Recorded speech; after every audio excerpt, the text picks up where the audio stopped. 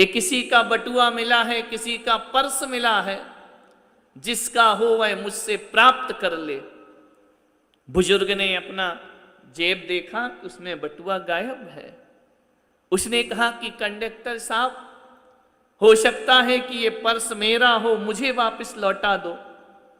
बस में बैठे सारे यात्री तो मौन थे, उनका नहीं था। कंडक्टर ने कहा कि देखो तुम्हारा है। तो उस बुजुर्ग ने कहा मुझे दिखा दो, ये बटुआ मेरा है। तो उसने पूछा दिखा दूंगा, चिंता मत करो, लेकिन दादाजी जरा ये तो बताओ, ये बटुआ तुम्हारा है, इसकी प्रमाणिकता क्या है? ये बताओ कि इस बटुए के अंदर क्या रखा हुआ है, तो हम मानेंगे कि ये बटुआ तुम्हारा है, ये पर्स तुम्हारा है। वरना झूठ बोल करके किसी दूसरे की संपदा को हम अर्जित नहीं कर सकते हैं। बूढ़े की आंख में आंसू आ गए। उसने कहा कि देखो मेरे इस बटुए में, मेरे इस पर्स में भगवान महावीर की फोटो रखी हुई है। उसने कहा, कंडक्टर ने, भगवान महावीर की फोटो तो कोई भी रख सकता है, इससे कैसे साबित होगा?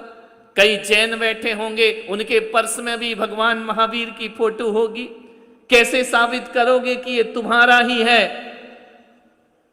अब साबित कैसे करे भाई? उसने कहा उसे 500 का नोट है। बोले सबके में होता है, अब कैसे साबित करे कि ये पर्स मेरा है? उसके पास कोई चीज नहीं थी। उसने कहा कि कंडक्टर साहब, देना हो तो दो, नहीं देना तो कोई बात नहीं है। आदमी आखिरी में हार जाता है। कंडक्टर ने कहा लेकिन फिर भी कुछ तो बताओ। बोले देखो, ये पर्स मेरा आज का नहीं है, ये पर्स मेरी जवानी का है। जब मैं जवान था, जब मैं कभी कॉलेज में पढ़ता था, कभी मैं शिक्षा प्राप्त करता था, तब मेरे पिता ने मुझे ये पर्स दिया था। और जब उन्होंने ये पर्स दिया तो पर्स के साथ साथ मेरे पिता ने मुझे भगवान महावीर की तस्वीर दी थी। वो फोटो आज भी मेरे पर्स में मौजूद है।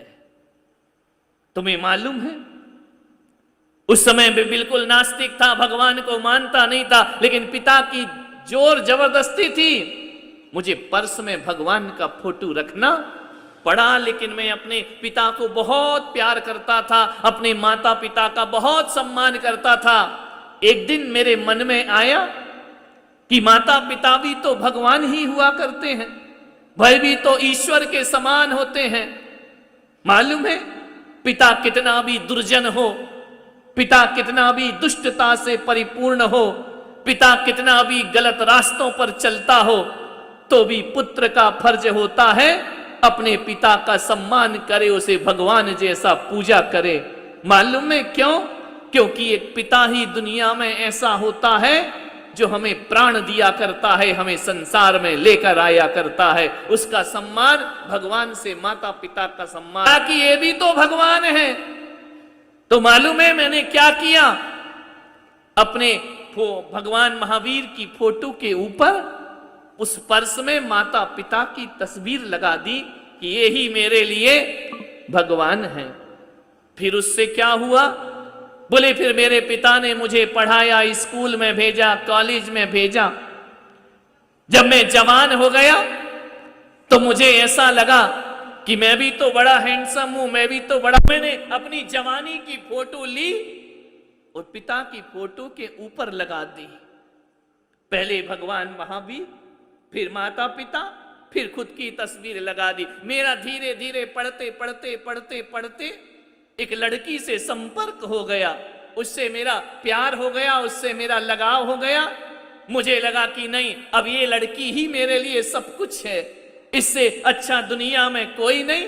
मैंने अपने साथ साथ उस लड़की की फोटो भी उस पर्स में लगा दी। बूढ़ा किन दिनों को याद कर रहा है। धीरे धीरे मेरा उस लड़की से विवाह हो गया, मुझे एक पुत्र की प्राप्ति हुई।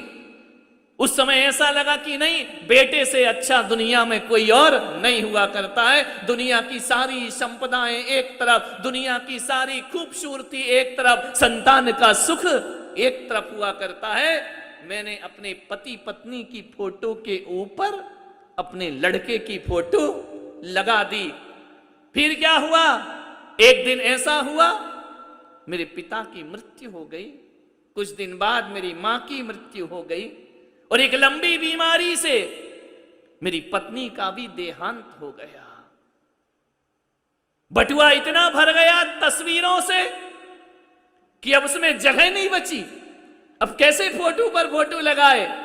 मैंने एक दिन सोचा तो अपने महावीर भगवान की फोटो निकाली और एक संदूक में रख दी, माता पिता की फोटो निकाली संदूक में डाल दी। मैंने धीरे धीरे सब फोटोआं निकाल दी। बचा मेरे पास एक पुत्र, उसे मैं बहुत प्यार करता था, बड़े नाजों से मैंने पाला, बड़े प्रेम से उसे पाला, उसके सब नखरे उठाए, पढ़ लिख करके बड़ा हो गया, शादी कर ली। एक दिन उसने फ्लैट ले लिया और मुझसे अलग जाकर के रहने लगा। जब मैं अलग जाकर रहने लगा, उस दिन मुझे जीवन में इतना दुख हुआ, इतना दुख हुआ कि शायद मेरे माता पिता की मृत्यु पर भी मुझे इतना दुख नहीं हुआ होगा, पत्नी की मृत्यु पर इतना दुख नहीं हुआ जितना बेटा छोड़ करके गया तब मुझे दुख हुआ।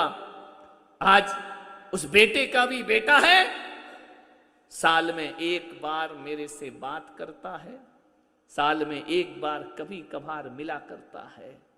आज मैं घर में अकेला रहता हूं,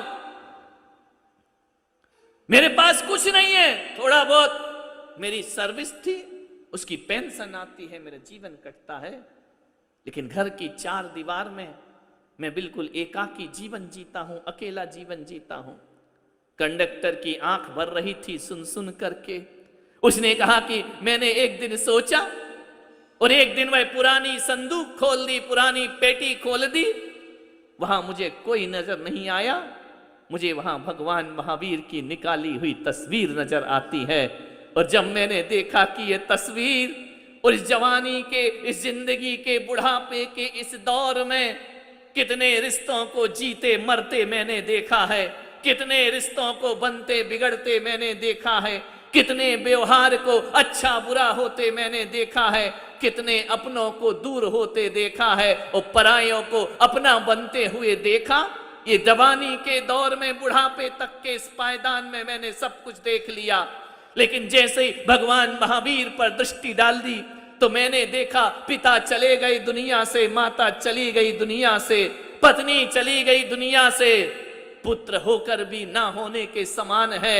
उस दिन मुझे लगा कि घटती बढ़ती उठती चलती फिरती तरंगों में, इस समुद्र की उतार चढ़ाव भरी लहरों में, इस जीवन के इस अपने मिलने और बिछड़ने के दौर पर सब मिले और बिछड़ गए।